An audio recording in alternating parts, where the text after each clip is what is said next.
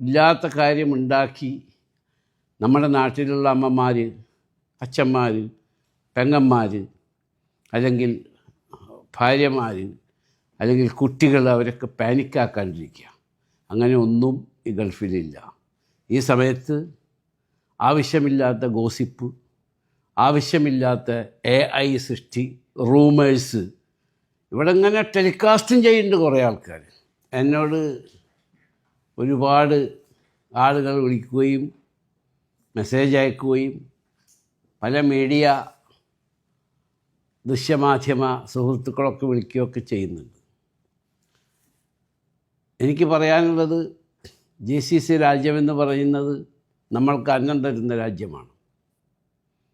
ഈ രാജ്യത്തിന് ഒന്നും സംഭവിക്കരുതേ എന്ന് എല്ലാ മതവിഭാഗങ്ങളിൽപ്പെട്ടവരും പ്രാർത്ഥിക്കണം.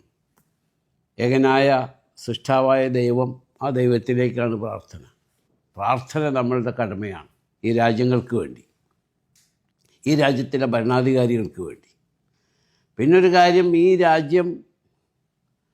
രാജ്യത്തിന് എന്ത് സംഭവിച്ചാലും അതിനെ പ്രതിരോധിക്കേണ്ട കഴിവും പ്രാപ്തിയും തൻ്റെ ഇടവും ബുദ്ധിയും സമ്പത്തുമുള്ള GCCയിലെ ഭരണാധികാരികളാണ്, ഗവൺമെൻറ്റാണ്. അത് അതിൻ്റേതായ രീതിയിലും രൂപത്തിലും ഭാവത്തിലും അവരത് നിർവഹിക്കുന്നുണ്ട്. From each house there will be 1 or 2 people working in Gulf. That's why they want to know what happening.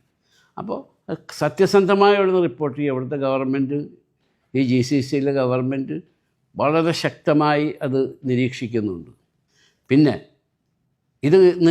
ഇത് കുറച്ച് നാൾ നീണ്ടുപോയാൽ ഭക്ഷണം സാധനം എന്തായിരിക്കും, അതിനെപ്പറ്റിയൊന്നും ആരും വറി ചെയ്യണ്ട.